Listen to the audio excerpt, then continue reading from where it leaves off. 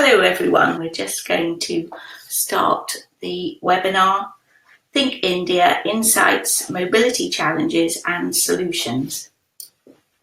I'm Fiona Murchie, Managing Editor of Relocate Global, the international website and multimedia, which includes Relocate magazine for international managers and the global mobility market. Our audience online is around 40,000 unique users a month, providing content, news and resources to support individuals and organisations to grow and flourish in fast-changing times and markets. And now I'm delighted to introduce you to our panel today. Our first panellist is Laura Levinson, Director of Weichert Workforce Mobility. They are the sponsors of this webinar. Laura, please introduce yourself and tell us why Weichert were particularly keen to get involved. Sure, thank you. So at Weichert, as a practice leader in consulting and advisory services, I speak with quite a wide range of clients across many industries, so I'm always looking out for trends. And in the past 5 or 6 years in particular, there's been a very noticeable increase in attention on India. The volume of talent of Indian nationals outbound to the rest of the world has really increased, and foreign investment into India has also kept up a steady pace. But actually, one of the most significant trends has been the increase in mobility of Indian nationals within India and repatriating back to India after years on international assignments.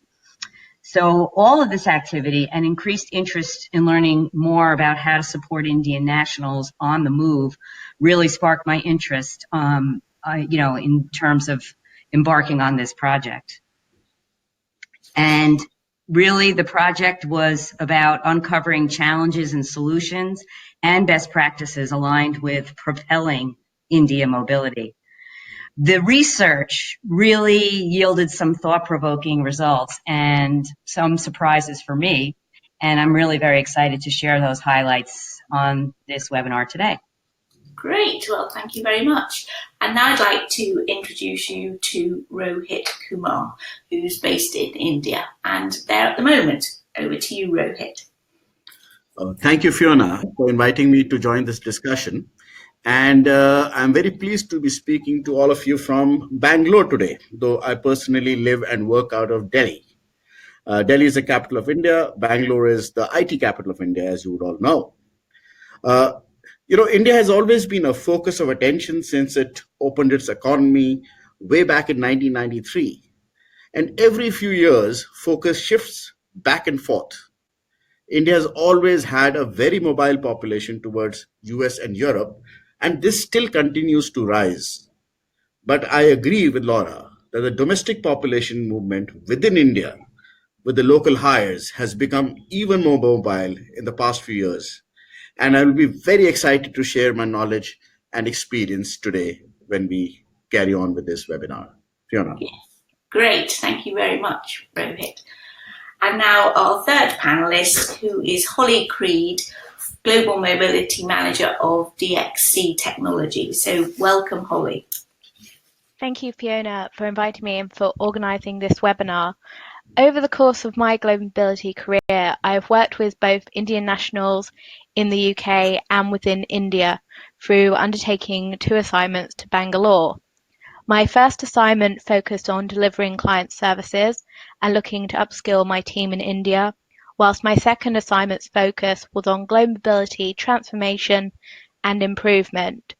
Through my role at DXC, I have extensive experience at the movement of Indian nationals, and we have an outbound population, a population of 2,000 active assignments that is made up of 80% Indian outbound. The various niches and differentials which make up this population are a daily occurrence and have meant we had to adjust our policies and process to accommodate. Great, well, thank you very much, Holi.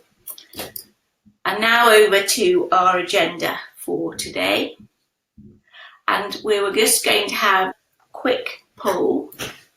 So if you'd like to, if you haven't done so, click the red button on the right, and the poll is the second question Here we go. Do you see volumes of international moves out of India increasing?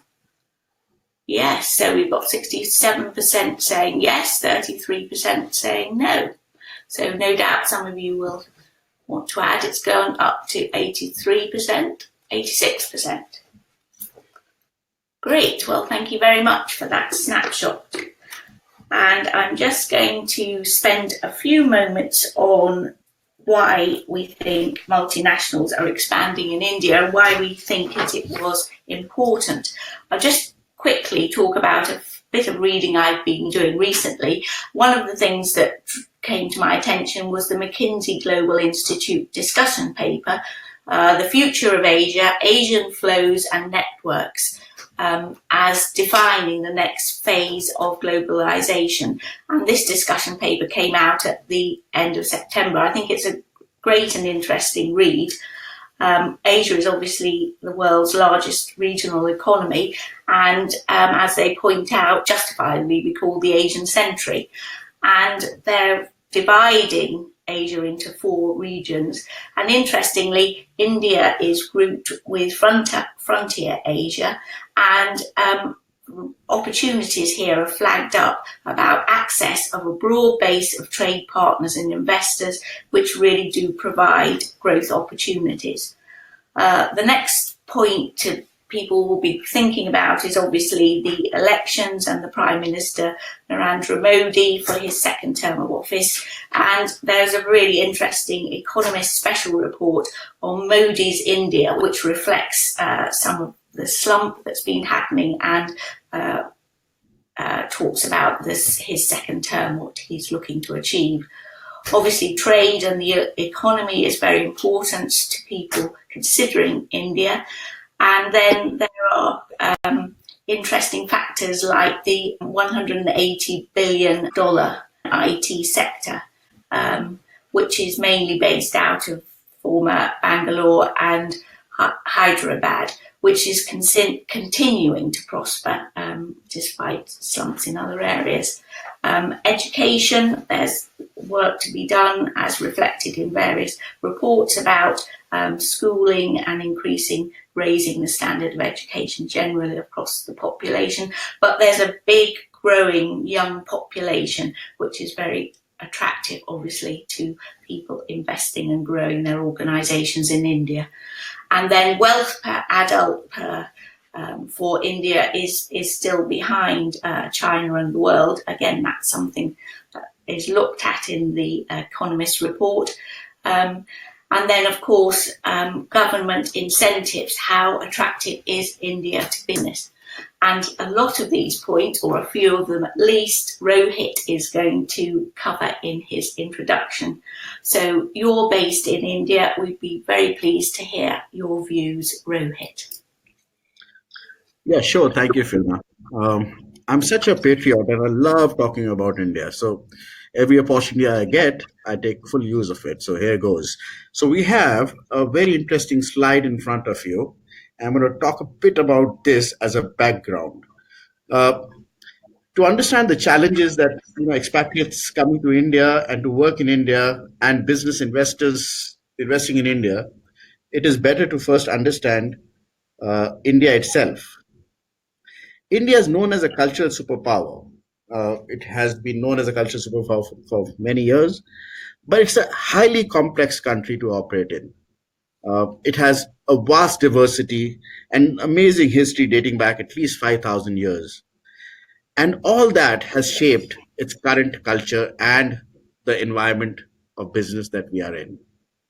India is, if you can see, is the 7th largest country in land mass and has neighbors like China and Pakistan next to it. It is now a $3 trillion economy, and it is hence the 5th largest economy in the world. It recently overtook France and is about to overtake the UK in the sheer size of its economic strengths. But due to its vastness, it has hence got divided into about 28 states and 9 union territories as per physical features. Till a few days back, India actually had 29 states and 7 union territories. But with the recent bifurcation of Kashmir, which made headlines, and all of you may have heard about it, The number of states and the union territories have been rejigged. With 1 in every 6 humans living within India, it has a population of approximately 1.35 billion people. India is a secular country, at least as per its constitution, and 15% of its population follow Islam. India is the second largest Muslim country in the world, which again are statistics that very few people would know, and is the second largest English speaking nation. Again, an interesting statistics, and is only second to the United States of America in terms of population capable of speaking the language of English. If I was to take you to the next slide, India has done well in the past 25 years. Its economy, which was closed for many years, opened up only in 1993. And from 1947, when the independence was given to India, and to 1993, when the economy opened up, it only was a $1 trillion economy. But within this 25 years, it has bounced up to $3 trillion. India has an annual supply of approximately 1.5 million engineering graduates alone. This makes it the largest supplier of IT and IT-enabled services anywhere in the world. This very young and very educated manpower make India the fastest growing economy in the world, with a target of becoming a $5 trillion economy within the next 5 years and a $6 trillion by 2027, which will basically make it the third largest economy after the US and China. A recent World Bank report has placed India at the 63rd position of ease of doing business. On the face value, one would laugh at it and says, 63rd, what's the big deal? But it does not seem to be a great performance on paper. But if you guys only knew that in 2014, which is just 5 years back, India was placed at 142nd position out of 190 nations. The improvement is amazing. And it's only getting better. So we hope that in the next few years, the progress will be even more immediate. Expatriates coming to India find themselves challenged with the total disregard of time by most Indians. This has been a cultural issue in India. The Indian Standard Time, or IST, is now very fondly known as the Indian Stretchable Time. I always advise expatriates when they come here to work to learn to relax, take a very deep breath, and take their foot off the accelerator when possible. Some positive changes made by the Indian government have been the simplification of the indirect tax system with the introduction of the GST, or Goods and Services Tax, last year, or a couple of years back, and also the reduction of the statutory corporate tax to 22% from 30%, which has happened this year, which has made Indian corporate tax lowest in the global averages of things, making it extremely attractive hence. The government is also taking many steps to keep the growth on track, and one is the increased focus on the FDI inflow into manufacturing under the Make in India initiative. I'll take you to the next slide now. This webinar will not be complete without me talking about mobility challenges for foreigners who come and work in India. So in my opinion, the biggest challenge when relocating to India is the fact that trailing spouses are not allowed to work on the dependent visas. This is unfortunate, but that's a fact. So a lot of trailing spouses have to give up their careers when they move here, 2 to 3 years, and then they have to pick up from where they left off and they go back. So it can be quite draining. Also, some mandatory compliances vis-a-vis immigration have been introduced. One can come and work in India on an employment visa, but one has to secure a residential permit on arrival. The police for verifications have become a mandatory requirement. There's another very silly requirement called the C form, which probably is required at every city now post arrival. The visa, the employment visa, is granted one for 1 year, usually and in some, there's a bilateral agreement with sub countries where it's actually granted for more than 1 year. It is extendable only in country in India and can be extended year by year. The family dependent visas are linked to this employment visa and is coterminous. So therefore, there's an added burden to go for extension of the visas every year. The key challenges for expatriates while relocating in India also include dealing with Indian landlords. Of course, when they come here, they need to take a house, they need to sign a lease, negotiate the rent, work with agents and agencies, and try to get the work done from handymen. All of them are not very reliable. Then, of course, we have a culture of household help here and drivers, personal drivers who take you around because obviously driving is not recommended. Figuring out local transportation and then communication challenges.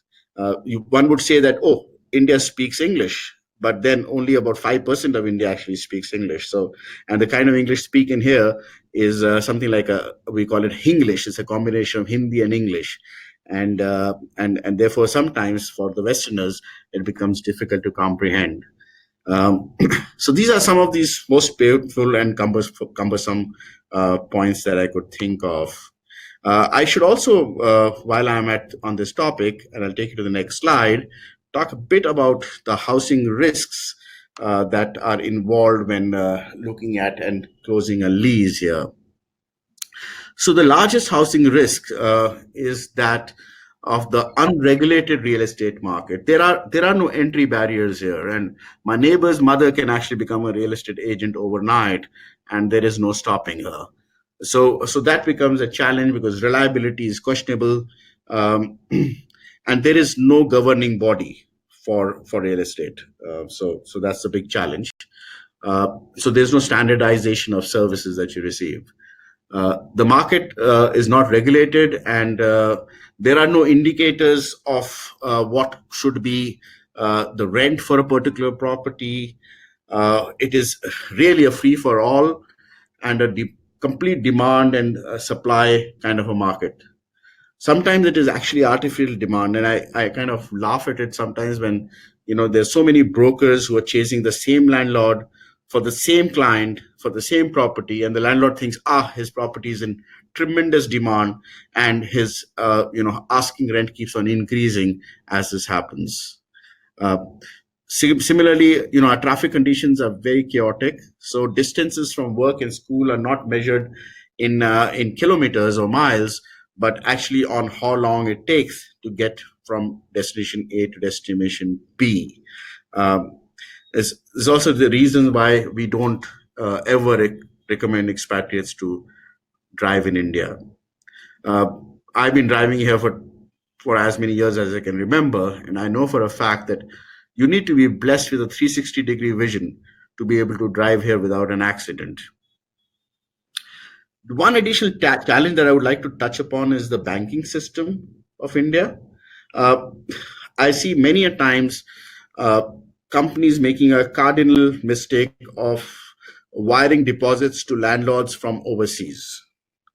And this is certainly not recommended, because the same deposits, when they have to be wired back to the home country, landlords have a difficult time doing that because of banking regulations and controls that are in India, which basically results in monies getting stuck for a long period of time and sometimes not ever going back to origin.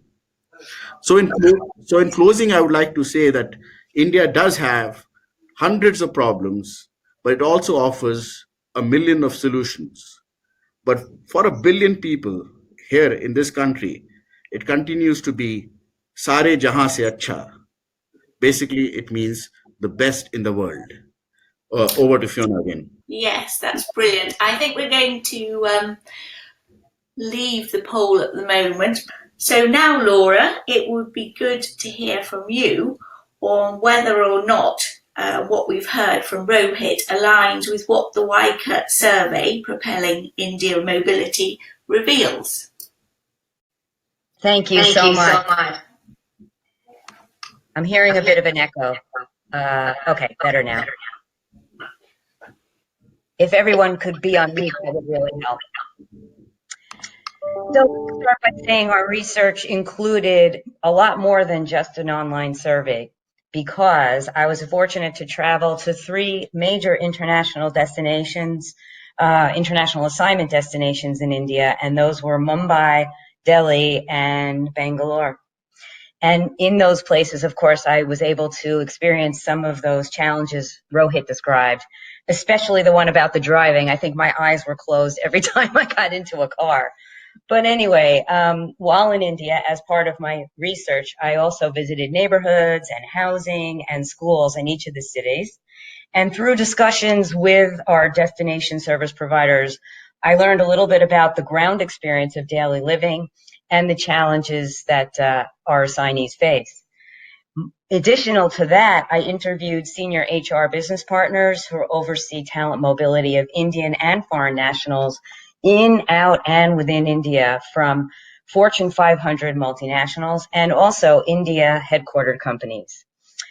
And then, of course, we did also conduct an extensive online survey that covered all of the move patterns that I've mentioned. So not just in and out of India, but also within. And the within India moves were both domestic Indian nationals moving and international assignees moving onto like a second or even sometimes a third destination within India.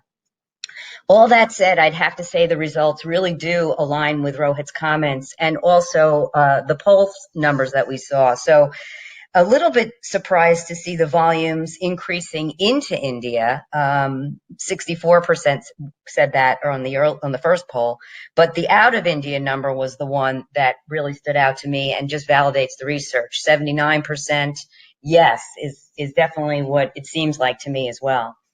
I'd also have to say that the expressed challenges that Rohit mentioned, especially around family adjustment, finding housing, and specifically the lifestyle of accompanying spouses, for the most part, are not able to work. But maybe, at least from an American point of view, the inability to drive and therefore not get around on your own is really a challenge that I can say definitely would be difficult for most Americans. Moving about freely is something we totally take for granted and highly value at the same time. So, Holly, I'm not sure how you feel about that. Would you agree as well on the top challenges? I agree. Within DXC Technology, we find Indian nationals in particular struggling to settle into new locations. Historically, there was very little requirement to offer support, but we are finding that the assignment population are now requesting this. The locations in which we place employees on assignment often have a very different culture, and English isn't always the first language. So without support, we have found sometimes employees can offend colleagues or maybe even a client if we don't help them understand the adjustment in culture. Furthermore, this can lead to difficulties in settling into the new location through unfamiliarity with process. So we are trying to enhance our policies to help support, given an increase in productivity when this happens. Support to spouses, I think, is becoming more a requirement. It's not still very well handled. And particularly in the last 5 years, we found with Indian spouses who are working more that when an assignment is undertaken to avoid disruption, we are seeing split families. Yes, well, the increase in more complicated familial arrangements, I think, really does require a degree of flexibility in terms of benefits offered and a well-managed program. And certainly the results of the survey and the discussions I had validated that thought. Our survey focused on identifying core components of best-in-class assignment policies and managing the mobility function as well. So in other words, things like policy and assignment types in highest demand and the most effective service delivery models. There are also questions about data analytics, such as what are companies measuring, and what about employee satisfaction, and what about retention rates, and what about the long-term success of assignments, And how about career paths of repatriated assignees? So really the survey and the research touches on a wide variety of components. Whoa, excuse me. That happened too fast. Just a moment to tell you a little bit about who participated. We had about 90 or so folks participate, and you can see from this pie chart that really we did have representation from quite a lot of industries, but technology and manufacturing did represent the largest segments. One of the most important slides to show you is the composite results of movement into and within India. And for domestic India, whether it's permanent or temporary, the majority are definitely reporting and forecasting increases in volume, as you can see here. Interestingly, short-term moves and permanent assignments are expected to increase, but long-term assignments, not as much. So that was not something we asked you really in the poll, but something that we saw here in the survey. In fact, I'd say that long-term assignments are the only segment that may possibly decrease according to these results. And Holly, I'd really love to know if that corroborates with what you're seeing at DXC. Totally. Given an increase in minimum thresholds for immigration, we are actually pushing the business to utilise assignments on a short-term basis, especially since the political environment with immigration has meant we are finding that due to a significant salary uplift, that Indian nationals are actually costing 30% more than local hires. In addition, we are finding an increasingly high rejection rate. It's about 60% in the US, and increased scrutiny in some locations when we are sending Indian nationals. For example, we had a rejection on Friday of a key individual in Germany who has become pivotal to the client account due to their long-term assignment. It's not ideal that the business management see the employee as irreplaceable, given he now has to depart Germany, but equally, due to his immigration, he was never really a long-term solution. So given what I've just mentioned, you can see why we're pushing short-term assignments more. Yeah, well, I definitely agree. And it seems there really is a trend to deploy talent as a short-term solution, and most often to upskill and train locals, and then repatriate that talent or send them on to a subsequent assignment where they can train other local nationals. So from the interviews I conducted, the permanent moves into India are most often Indian nationals returning for new positions in different parts of the same organization, or sometimes, for better or worse, to another organization. Holly, is that something that you can talk about? Who are the permanent movers inbound into India? In the past, we saw long-term assignments into India, as you said, filling those leadership positions, basically looking to export talent into India to preserve brands that were already existing. The shift now tends to be more to upskilling local nationals, to really embed the organisation as a local entity, which really does align with your research, Laura. Thank you so much, Holly. Moving on to some more details about the goals of our research. One of the most critical was to uncover top priorities and focus of India-based global mobility program owners, and to tap into how they are addressing these priorities. So you'll see those outlined here. The ones on the left were the top ones, so there were many others they could choose from. The results were really compelling. I was really surprised to see that cost was not at the top of the list, but rather that risk and managing employee experience were at the top. That doesn't completely align with what we hear from global owners of global mobility programs. While in the past year, employee experience has gained attention and importance globally, and it does rank in the top 3, cost is almost always 1 or 2. But here, we don't see cost as the very top priority. I attribute this to the likelihood that companies with more experience in global mobility have experienced some issues, whether it be taxation, immigration, or some other compliance situation. And realizing the risk of non-compliance is really non-negotiable, and that's why it's right there at the top. Yes. So, Holly, what do you think? I agree. Given increased scrutiny from authorities about this population, we are very risk averse and monitor compliance heavily.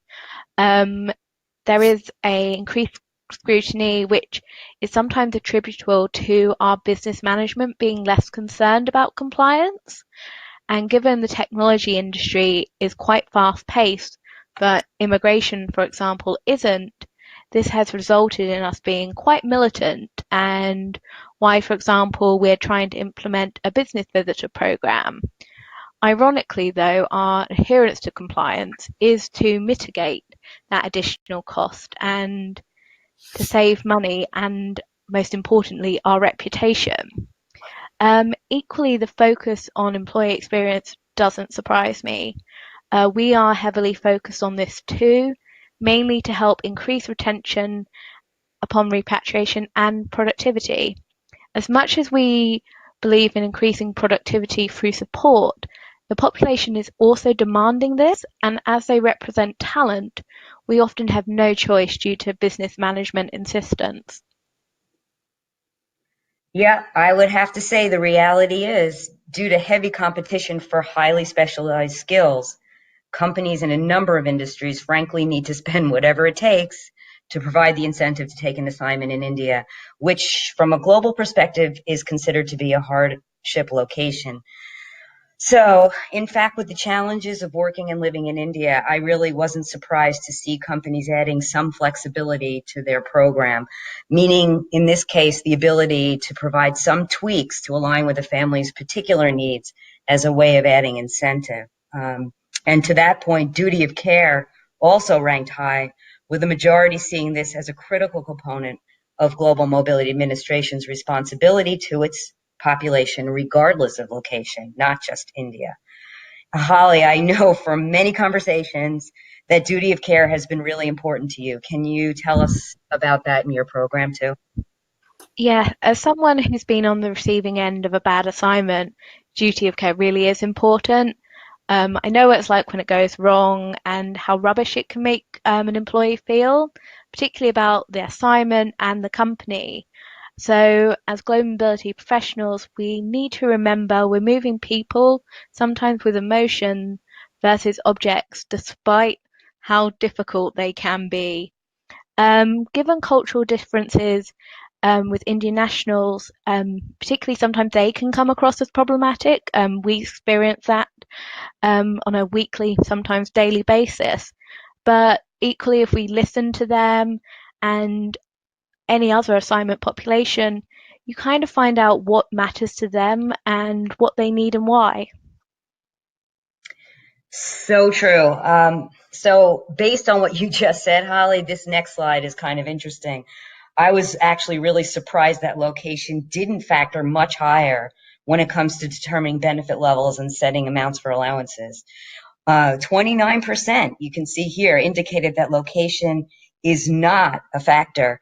To me, it seems to be a disconnect when you consider India is recognized as a hardship location. And of course, when you consider availability and quality and cost of housing and how much it varies from location to location within India. I could see that in just the few locations that I visited. I believe this indicates those creating policy are not fully considering country specific and even city to city specific differences, and that those responsible for setting policy are lacking familiarity with available housing for both assignees and transferees in India. And that applies to foreign nationals as well as Indian nationals moving from one location to another that could have very different living standards. So, Holly, I know that providing country-specific components was really important in the design of your new program. So maybe you can tell us about DXC's foreign nationals moving to India, and for DXC's Indian nationals moving to maybe the UK as an example. It was really important, as you said, Laura, particularly with a flexible core policy, as we were very keen not to undermine our ethos of supporting employees to increase retention. For example, an Indian national going to the UK typically would not require education for children at a non-critical age, but the same employee going to Germany with school-aged children may require support with education due to the language barrier. Support with education may also be required when an employee repatriates. It's very hard to find a good school in India, and therefore support may be required to avoid gaps in the child's education. Holly, can you share some DXC Technology's journey and your own experiences as a global mobility manager now? Sure, thanks, Fiona. So for those that don't know, DXC is a leading IT services company which was formed through the merger of CSC and the enterprise services business of Hewlett Packard in April 2017. Through the collective history, both CSC and the enterprise services are known for evolving to keep pace with the ever-changing world of technology and for offering clients a fresh and innovative perspective on services offered. This is what has formed DXC, a company with 130,000 employees in more than 70 countries who tap into global talent, powerful next-generation solutions, and extensive partner relationships to help clients transform and seize growth opportunities.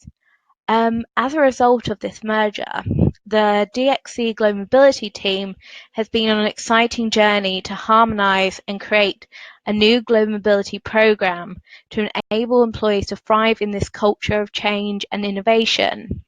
Within the DXC Global Mobility team, our aim has been to get a new operating model, policy suite, processes that focus on compliance, cost optimisation, and the employee experience, supported by technology. We're at a unique stage in this journey, and we have kind of limited restraints at this point.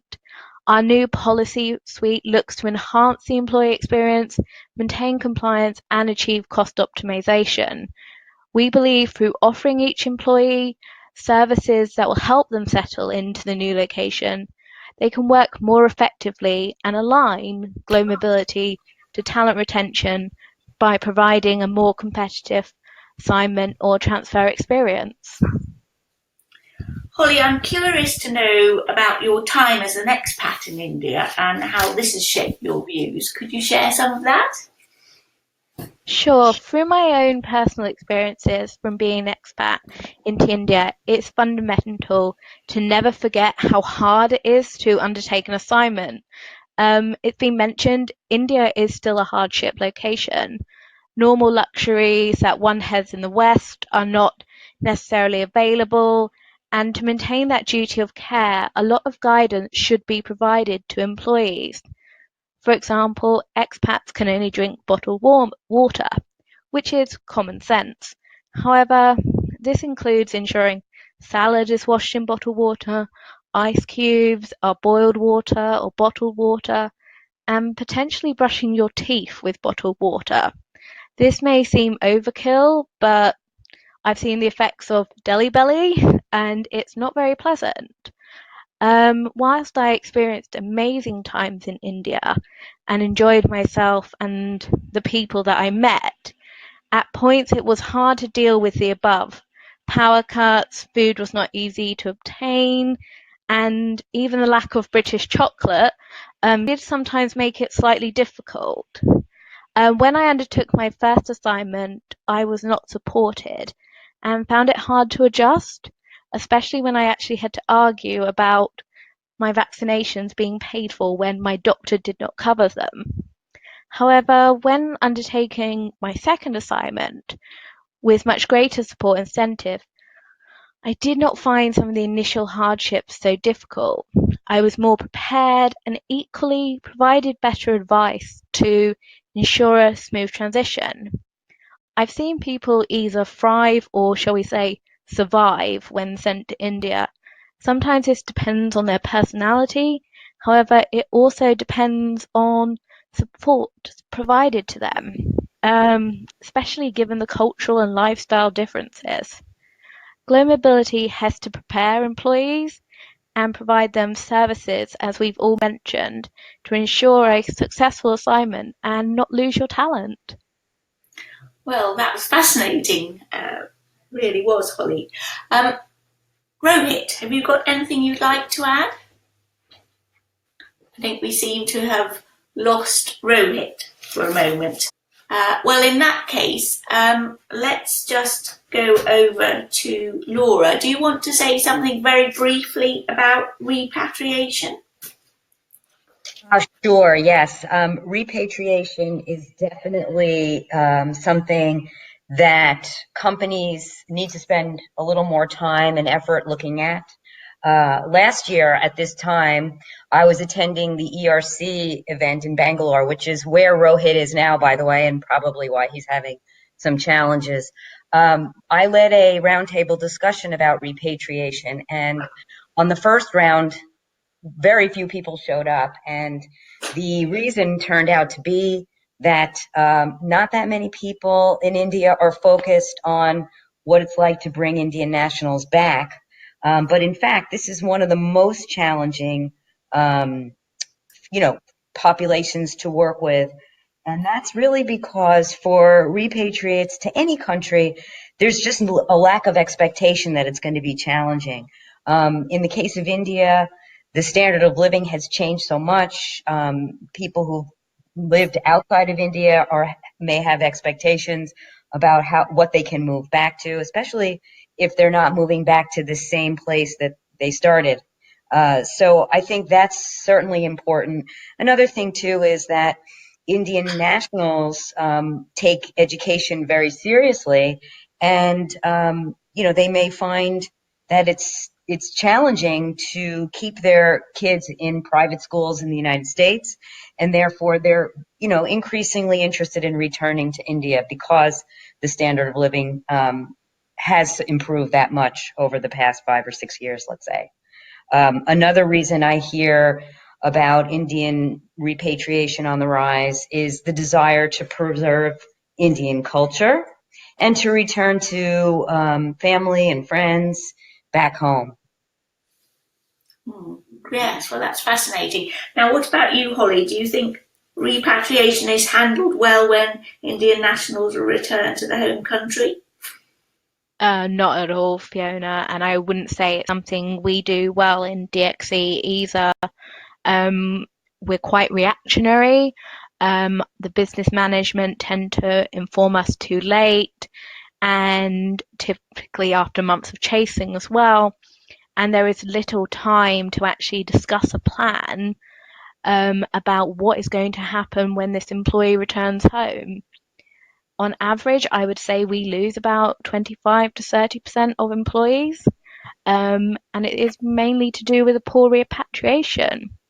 In particular, a lot of employees have been upskilled and are working at a higher level, and then when they go home, they are in effect demoted, and therefore they naturally leave for a better opportunity. And to combat this issue, it's incredibly hard, as it's not just global mobility, it involves so many stakeholders. Yes. Well, I think we've just got Rohit back. Hi, I'm sorry, I'm back. I had a tech probably. All right, so that's not a problem. We're now looking I can hear you now. Can you hear me? Yes, the future India and changes across mobility slide. So I was just wondering what you meant by the term enlightened India. Yeah, a lot has changed in India in recent times. India was a fairly stagnant country for many years. It had laws which were framed by the British and left behind, and we never touched them all these years. But, in the last 2 to 3 years, a lot has changed. India is heading towards something what is called the Universal Civil Code. Earlier, it was the laws were framed more in terms of religion and caste and creed, but now this means that all laws would be the same for everyone, irrespective of caste, creed, religion. And so this is a great progress for a country like ours, which is so diverse. One of the other reasons that are cited for this complete unification of Kashmir with India that happened a few days back was exactly this. to ensure Kashmiris also get the same rights as the rest of India does. I can give further examples of recent very remarkable changes and improvements that India has experienced. About a couple of years back, it did away with a with a section called 377 from its constitution. This was a criminal code, and the removal of which has basically freed the LGBT community in India.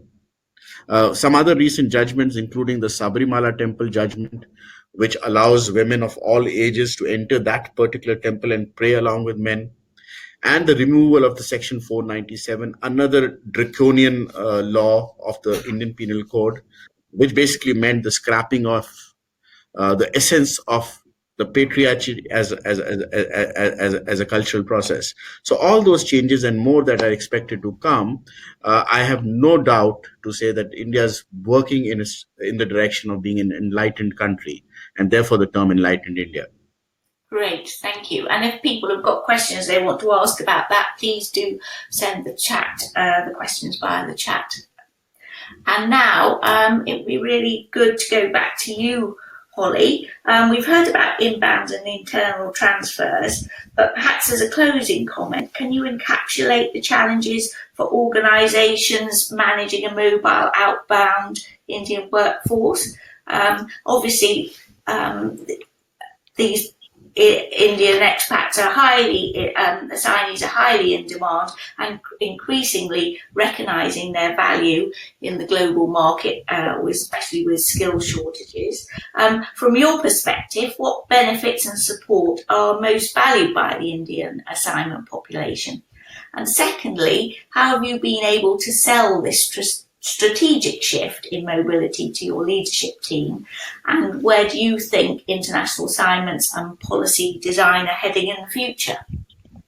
I think any benefit that promotes duty of care and enables an employee to settle quickly into the new location, for example, cultural and language training, DSP support, are really essential to ensure that good duty of care and minimise disruption to the employee. Assignments are very expensive, so if we're enabling employees to focus on the job versus the nitty-gritty of life, it really can increase productivity and revenue. I'm seeing more and more equally that this population is no longer just content with a lump sum of cash. They want support and they want assurances their family are going to be looked after. The changing culture and increase in talent is seeing a difference in how Indian nationals view an assignment and the strategic benefits it can offer. So to sell it to leadership really is just kind of highlighting the shift in the workforce, but equally as well that benefit of increased productivity and revenue, which is always going to be very appealing. Mm-hmm.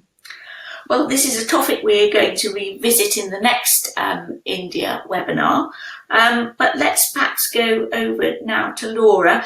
Could you reflect on the discussion and the Weichert research to see if we have indeed shed light on some of the conundrums you reveal between the mismatch and misconceptions around what employers thought were challenges and what assignees and their families were looking for?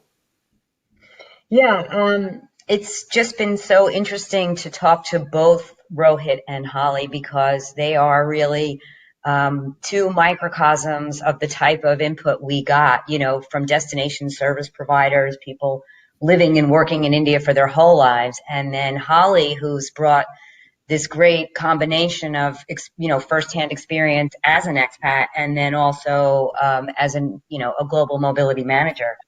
Of course, I think we've only just scratched the surface, and actually as I said in the beginning, our research got into even greater detail.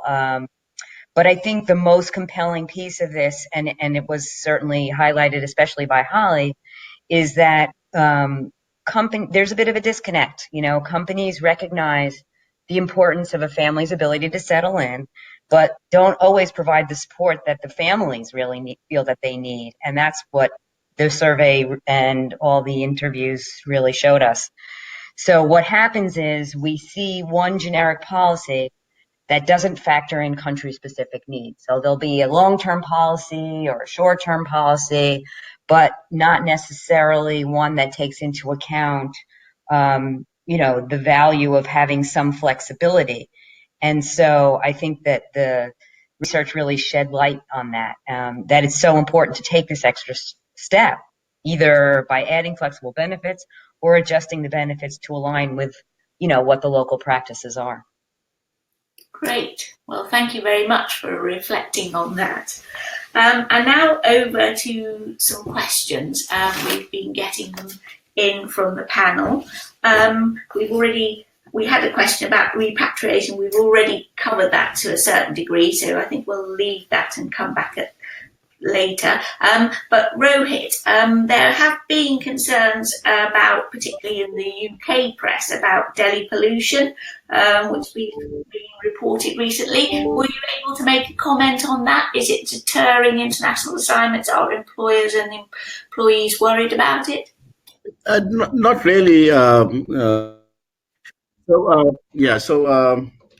this happens every year. This is not something new. It's just that media's got very involved and there's a lot of talk about it.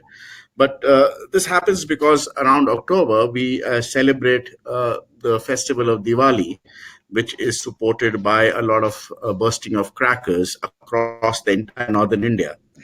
And in addition to that, simultaneously, there is a quick method of turning over crop. So this has been happening for years. It's just become an issue now. This stays for about 15 to 20 days. The government is taking certain initiatives, including supplying of machinery to the farmers so that stubble burning becomes a thing of the past. I'm hoping and hopeful that this will improve in the future. But for this little dip, when we have this huge problem, for about 15, 20 days, I don't see an impact on relocation because of that. Great. Okay, thank you. Now we've had a question sent in. This one is for Holly. What are the reasons for assignment rejection? Can you shed some light on that? We've had assignments rejected sometimes because we won't cover private schooling for the child, and equally as well, we've had some assignments be rejected from the employee because it just doesn't work in the end with their family situation. For example, I mentioned about split families, and while that sounds great initially, as it's got closer to that date, we have then found some people have decided not to naturally split their family up. And another one here, given the visa work challenge for trading spouses, how are each of the presenters seeing this challenge being addressed effectively? What about you, Laura? Would you like to start with that? Okay. That is a challenge because, nowadays there's so many more people working, both the employee and the accompanying spouse. And you're talking about inbound to India, right? Yes. Okay. Yes. This is one of the things that is difficult because if you cannot work, which is the case for many folks where both folks are employed, even sometimes by the same company, and only one of the people is on assignment, finding things, activities for the non-working spouse or partner to be able to keep up their credentials or keep engaged in things that might be like a volunteer position, things that will sort of augment their career while they're on the assignment, but that replace but don't necessarily replicate what they were doing at home. And certainly that's one aspect of it. So it's the how does that person feel about not working? It's a big change on top of another big change. But also the loss of income. So this is definitely something we do hear about. And I'm not sure for a fact, but I would imagine that this could also be a deterrent and a reason why people might not accept an assignment. Great, thank you. Now here's one for Rohit. Can you hear me, Rohit? Yes, I can. Can you hear me? Yes. There's another question that's come in. Are there certain locations in India that are harder to get assignees to accept, and why? And what do you do about it as well? You know, we've not ever heard of such a challenge. The reason is that yes, we have these 4 or 5 cities which are relatively more matured than the rest of the country: Bangalore, Delhi, Mumbai, Pune, Chennai, Hyderabad, to name a few. But there are the secondary cities like Chandigarh, where we're seeing mobility. Gurgaon is very close to Delhi; and it's reasonably matured as well. Uh, Right. I don't think so we have a lot of these Japanese expats that we work with, and they're working in very, very remote locations in India where they're setting up manufacturing plants, and these are all places where there's no infrastructure at all, and they are coming. So those expats who are seasoned expatriates taking assignments in remote locations across the world, oil and gas industry, for instance, manufacturing, uh, we don't experience that reluctance there. Right. So just before we wrap up, Laura, did you want to comment at all on that, on locations? I think from what I could tell, again, Rohit's really our expert who lives there, but from what I could gather in just the few weeks that I was there and the few locations I visited, is that it's not one across the board thing or component that makes a place difficult, right? So if you're a couple with no children, whether or not the schools are adequate is not going to be a factor. The schools are also very competitive in some locations, so they may be excellent, but it may be hard to get a seat. So that would make a location that otherwise might have really great housing not a good location for someone with 3 children that need to get into school. So, it really depends, right? It depends on what kind of housing you're looking for, what, if any, educational requirements you have, how far the commutes are, what the traffic is like. So I think it's a kind of a combination of things, and it's hard to answer specifically on that. And Holly, any final comments from you? No, I think it's actually being covered by the panel, really. Great. Good. Well, I'm afraid we've run out of time there.